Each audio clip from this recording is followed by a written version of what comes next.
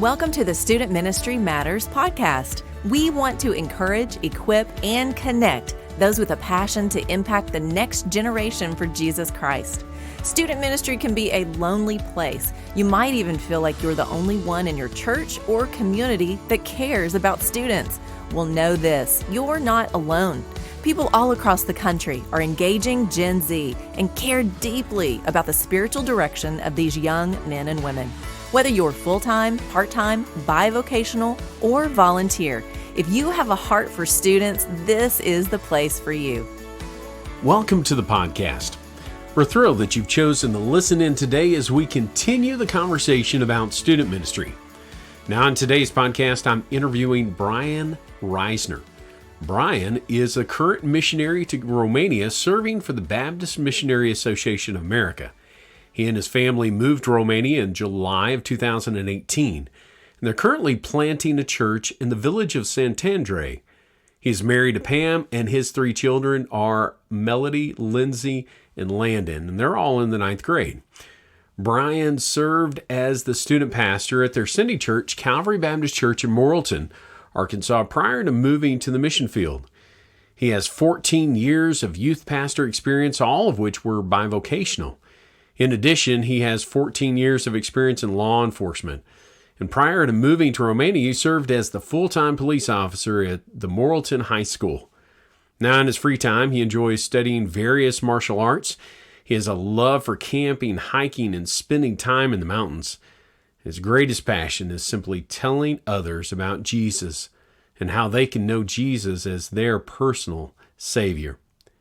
I'm excited to welcome Bryan to Student Ministry Matters. Hey, it is an honor to be a part of your podcast today. I really appreciate you giving me the opportunity. Well, we had the privilege of meeting back in 2013 on the Great Escape Youth Pastors Cruise.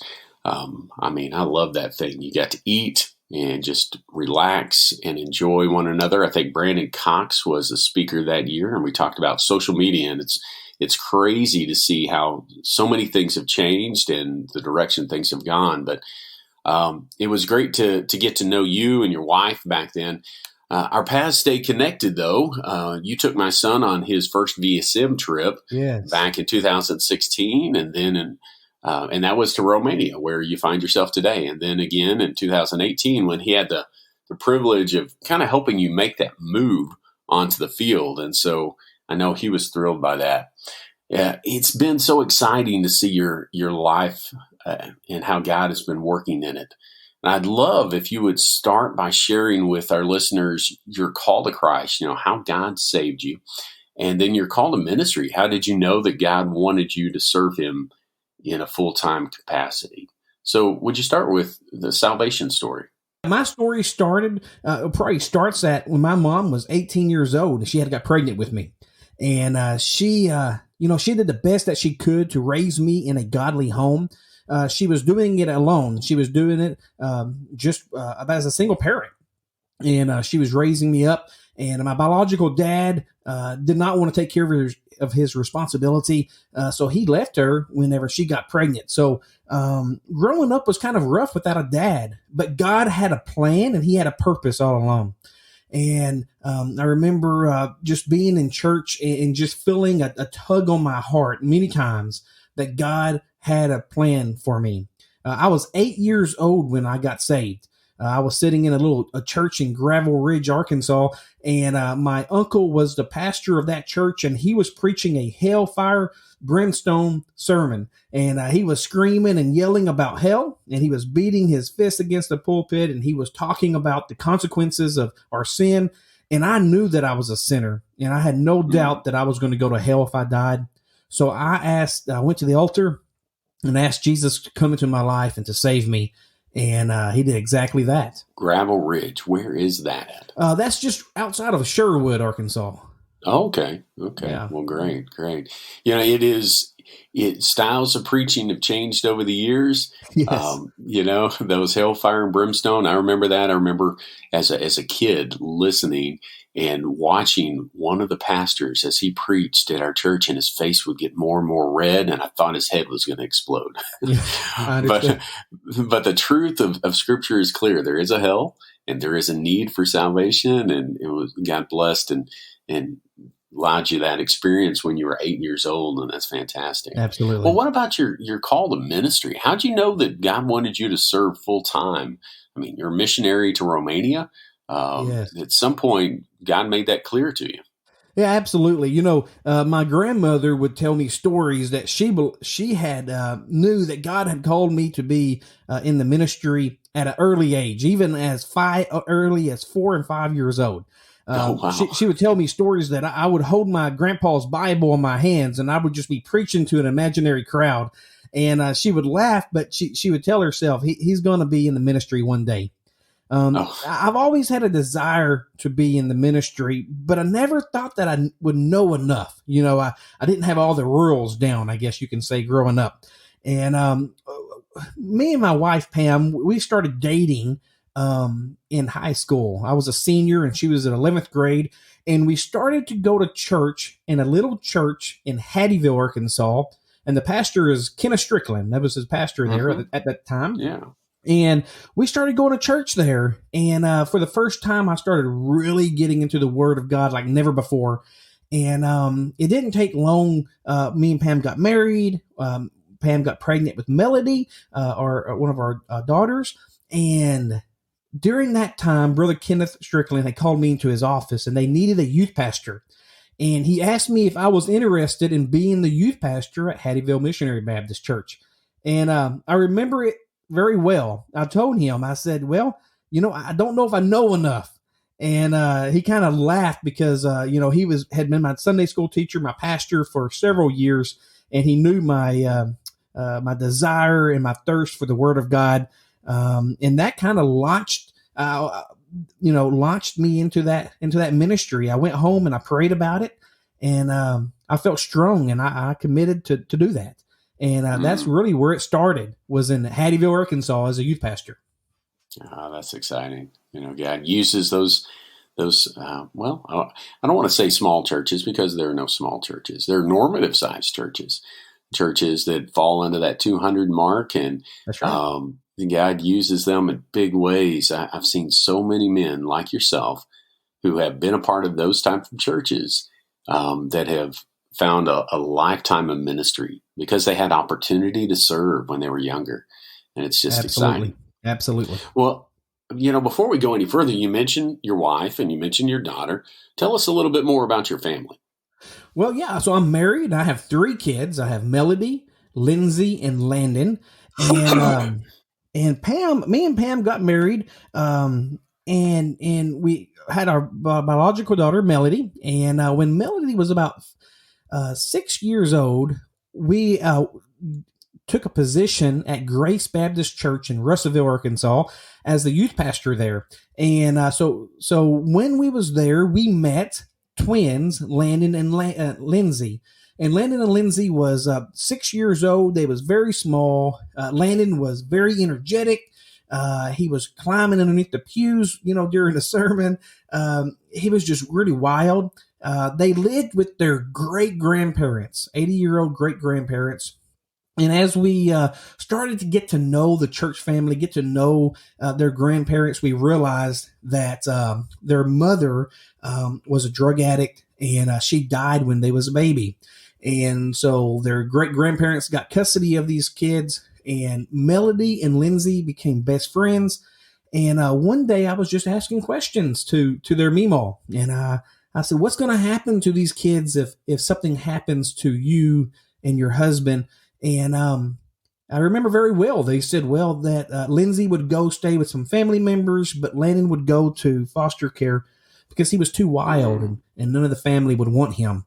And I remember saying, well, we wouldn't want that to happen. And I remember the Meemaw looked at me and she said, well, do you want them?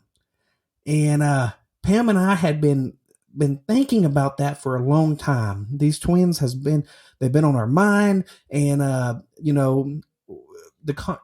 going home from church and back to where we lived in Morrilton, most days we would talk about Landon and Lindsay, and so it was an easy answer. I said yes, we would. And God took that conversation, and within 6 months we was able to legally adopt both Landon and Lindsay into our home.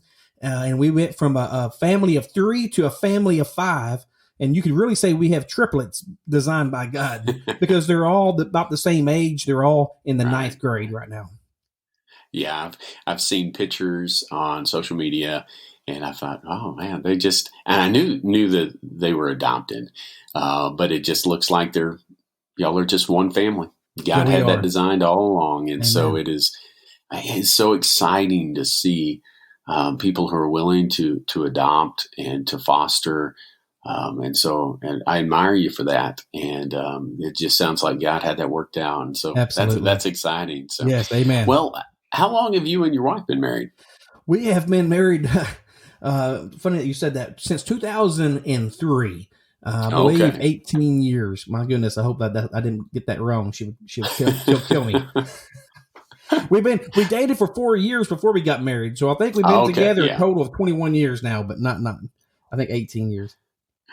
My brother he married his high school sweetheart. I mean, they've been dating since he was a junior and she was a sophomore in high school. And it's just kind of crazy for me to think that. But, I got married young too. And so it's not that big a deal. Well, our families are such a big part of what we do and where we're at in ministry. So it's been very exciting to see, some video updates from your kids, to see how they have embraced that role. And now I know you probably have had moments along the way, because we all do. But it's been so exciting to see. Well, when you were in Arkansas, because that's where you were student pastor at a church in Arkansas. Tell us about that ministry position, your last one before you made this transition to a missionary to Romania. Was it bivocational or full-time? What did you focus on? And where was it? Was it the church at Russellville? Actually, it was a church in Morrilton. So we live in Morrilton, and it was bivocational. So my background is in law enforcement and student ministry. So I started both careers about the same time when we was going to church in Fayetteville. So I had about 14 years of law enforcement experience, 14 years youth pastor experience before we came on the mission field. Matter of fact, it's always been bivocational as a student minister and a student pastor. And so we was in Morrilton, and I took a position from patrolman to a school resource officer when I worked for the Morrilton Police Department. And so I was actually the resource officer for the high school, and that was perfect because that's who I was a student pastor to, was the high school there. Oh, wow. In the Calvary Baptist Church in Morrilton. Yeah, that's great. You had access to them all the time. Absolutely, yeah. Keep an eye on them. Keep an eye on them. I know that with school safety issues, you probably felt good to be a part of that. Absolutely. That line. I did. To be there and to protect your students. Wow. Absolutely. That's exciting. One of the things that I noticed, through social media and through our connections there, that you focused a lot of attention on evangelism. I saw kids getting saved, and that's very exciting stuff. Tell us a little bit about that. Well, evangelism is so important. Matter of fact, I believe one of my spiritual gifts is evangelism, but I love to look at it as relational evangelism. And that's really where I built my foundation on. As a police officer, you heard a lot about community policing and about how, the officers need to be in the community. But I actually had a twist on that as well, where I did relational policing and relational evangelism at the same time. And it's where you build genuine relationships with people, not just the fake stuff. Sometimes cold contact evangelism, it's okay. And sometimes it's all you have. But often we rubbing shoulders with the people on a day-to-day basis or a weekly basis, where we really can start to build relationship with these people. And I'm talking about the people from, working at Walmart, at the gas station that you get gas at your school, your job, wherever. So I really started teaching our kids about building relationships with people and to be able to then share the gospel. Yeah, that's great. Well, As a student pastor, and we like to claim you as one of our own, especially as a part of a BMA church and Yes. in Arkansas as fellow youth pastors and student ministry workers. What word of encouragement or instruction would you give to those that are serving in the local church in America as a volunteer, part-time, or bivocational student ministry worker? Well, the first thing I would like to say is you matter. Each one of them, they matter. They're important. And I know it's hard. I know it's hard doing bivocational ministry, but keep moving forward. Keep advancing the kingdom, because what they're doing on a day-to-day basis matters. And that's just so important to understand. Sometimes I felt like being bivocational, I wasn't really part of the team, part of the church team, but that's not true. Matter of fact, I don't think that even if you're bivocational, I don't really think there's a part-time youth student position. I mean, you're putting in the same amount of time, preaching and preparing. And, but yeah, definitely that they matter, that they're important, and that it is hard, but keep moving forward and keep advancing the gospel. That's a good word. That is, man, I think about the men and women who are out there in these normative-sized churches that are striving to make an impact in students' lives. They just love students. That's why they do it. They don't get paid. Absolutely. But I like what you said. There's really no part-time. No. When you invest in students, it's kind of full-time all the time. It really is. So it really is. I don't know how many times that I got called at home. Students, the police got called on them, or they had a domestic disturbance at their house, or, in off duty now, I have to, get my stuff on and leave, all different kind of hours. But I loved it, and I wouldn't change it for anything. I knew that, there was a purpose and there was a plan, and God had me in that position for a reason. And until he closed that door, I was going to give 100%. Love to hear that. Well, now you're a missionary in a foreign land, or at least to us, it's foreign land. It's becoming home to you. Yes. What ministry skills kind of cross over from your days as a student ministry worker? Well, that's funny. I would say all of them, believe it or not. Okay. All of them. Number one, patience. As a student pastor, you're going to develop patience. The teenagers are going to try you. And they're going to test your patience a lot. And so being here in Romania, and especially working with the Roma community, the gypsies, often they're loud and they don't listen to you, and they're running around everywhere. And it kind of reminds me of my student pastor days. And patience has helped me here. And number two, being able to think outside of the box. As a student pastor, oftentimes you have to come up with wild and wacky things to get their attention, and same thing applies here in the foreign mission field is sometimes we have to think outside of the box and get away from the traditional and really make it effective for them. And then I think the third thing I would say would be compassion for the lost. If it wasn't for my compassion for the teenagers, I would not do that job. But also that compassion has led over here into Romania, and just having compassion for these people has really helped. One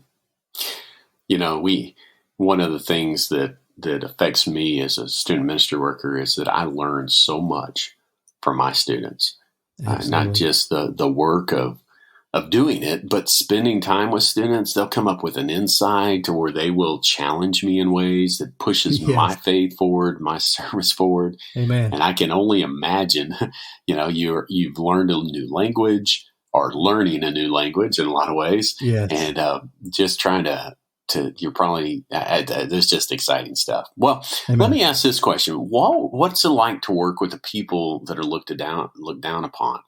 You mentioned that you're with the Roma people, yes. The gypsies. What's that like to work with people that have a poor view from the rest of the society that you're in?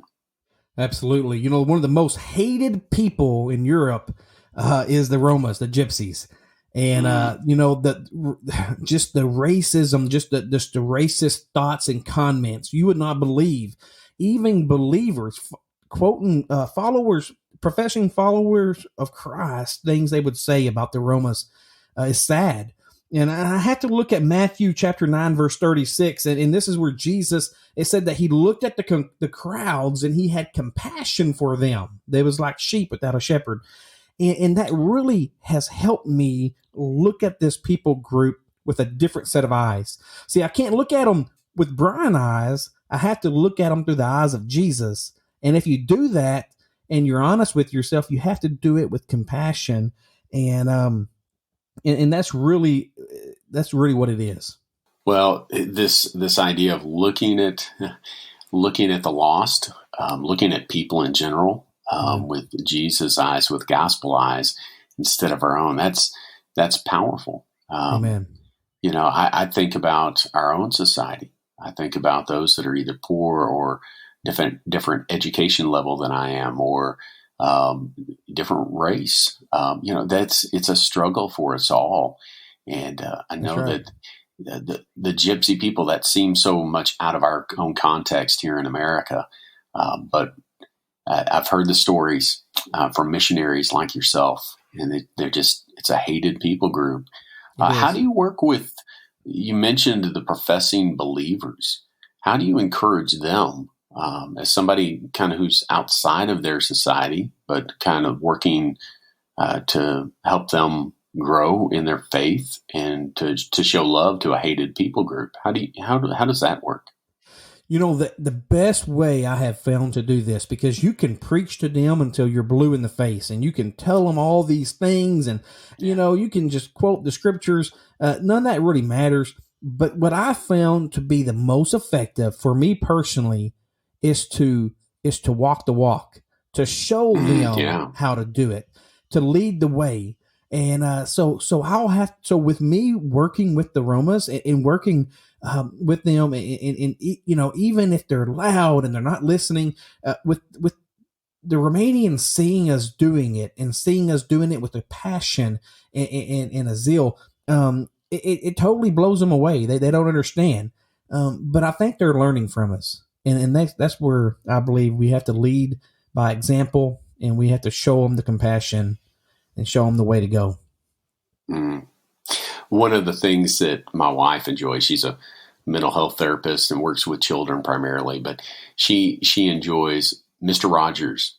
And I'm thinking, what? Yes. Mr. Rogers' Neighborhood. Well, the reason I bring it up is because one of the things that he did on his program and that I've been reminded of is that there was a point where we had a hard time here in America with African Americans swimming in the same pool as Caucasians. Yeah. And what did he do? Well, he brought someone on, and they took off their shoes, and they had both their feet in the same little kiddie pool, and it was nothing at all. And it was leading by example. That's awesome. And so that is a great way as we seek to impact our fellow believers. Amen. Is to lead by example. Amen. Well, I got to ask this big question of what is it like to minister in a completely different culture? What is that like? I think the answer would be it's hard work. It's hard. It's hard work. With a completely different culture, you have to learn everything. You have to kind of start over and relearn things about people and about people groups. For an example, would be like the birthday parties. Oftentimes they would have a birthday party, and I know in the United States, you would go to someone's birthday party, you would bring them their gift. They would take their gift and they would put it over there on the shelf, and then you would visit, you would open cakes, and then you leave. After they open the gifts, an hour, hour and a half, you're done. Well, in a different culture, it could take all day at the birthday party. And I remember after about 3 hours of us being at a birthday party, they hadn't even cut the cake yet. And we had to go, and we told them, hey, we appreciate it. We're going to have to go. We had plans. And we offended them. They did not understand after 3 hours why we was leaving the party. So it's just hard to try to figure out the culture. And once you start figuring that out, it gets a little easier. But definitely hard work. Yeah. That sounds challenging. Just having to learn so much, and probably what feels like a short amount of time as well. That's right. Trying to play catch up. So, well, what do you enjoy about serving on the mission field? What's been some of the highlights, the fun stuff, the things that have kind of impacted you and your family in great and joyous ways? I would say I love how different it is. One thing that we love about the mission field is that they take pride in family time. It's not, they're not time oriented like we are in America, where, we're all by the watch, but they're event oriented. They might be an hour late to show up to the event, but we're going to stay all day there. And I love just that, once you can learn to relax, and it took me almost 2 years to figure this out, but just to relax and enjoy it. It's a slower pace, and I love how passionate they are about many things. Sometimes even myself, we were spoiled Americans with a lot of things that we liked, video games and watching TV and movies. And they still stop by your house. They still visit with you on the front porch. It's a different culture. And in that aspect, we love it. Wow. It's been kind of an unusual time for us all, dealing with COVID-19 pandemic and trying to figure that out. But some of the pluses, as I've talked with some of my students, has been, hey, we're spending more time together as a family. That's true. And things have kind of slowed down here in the States. And so I know that's got to be a neat thing for you to over there. And I know that, of course, you have different regulations where you're at during this time, but it's forced us in the States to take a look at our families and to work on it. So good. So good to get back to the basics, Yeah, it is. Well, Bryan, it has been great to connect with you today. I admire your heart and your ministry. One of the things that I'd love for you to do is take a moment or two and share some different ways that people can find out about your ministry, how they can know what's going on. So whether it's a website, email address, podcast, whatever ways you've got, share that with us. We'd love to know. Hey, well, I appreciate that. So we are BMA missionaries to Romania, and we have a Facebook page called Risners in Romania. So they can check us out on Facebook. We post almost daily information and updates on that. I have started a podcast called Rising Up with the Risners, and oftentimes I will share that on the Facebook page as well as on Spotify and podcast. And they can check out different episodes on that. If they would love for their prayers. We are, as a BMA missionary, we are 100% funded by ourselves. So we have to get funding through partnerships, through the churches and individuals. So if anybody would like to partner with our ministry, they can reach out to us. They can also reach out to the BMA missions office there in Conway and get more information that way as well. Fantastic. Well, one of the things that we'll include today, or in the show notes, there'll be some of those contact information, and so that you can get in touch with Bryan and find out more about his ministry. I love these guys. I love their heart. I love their ministry. I love that they are seeking to serve God in another part of the world that I can't go to right now. Yeah. But we know that the gospel is being spread. Amen. Well, again, thanks for being with us, Bryan. We love you, and we're praying for you. Hey, brother, I appreciate it. Thanks so much. I appreciate you giving me the opportunity. Thanks for listening to the Student Ministry Matters podcast. Get connected at studentministrymatters.com or follow us on Facebook and Instagram at Student Ministry Matters. Until next time, keep up the great work with your students, because the work matters.